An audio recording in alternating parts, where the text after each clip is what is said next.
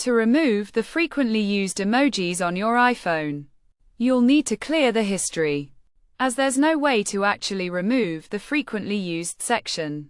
This process will reset the keyboard dictionary, which will also delete any custom words you've typed and return the dictionary to its factory defaults. To start, open the Settings app and scroll down to select General.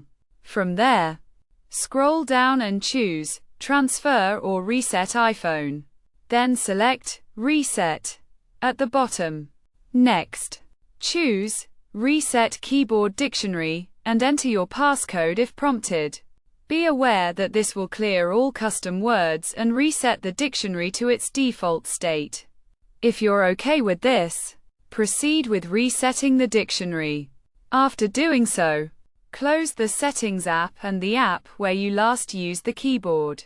Then, reopen the app and check the keyboard. The frequently used emojis should now be reset to the default list if the changes aren't immediate. Try restarting your phone.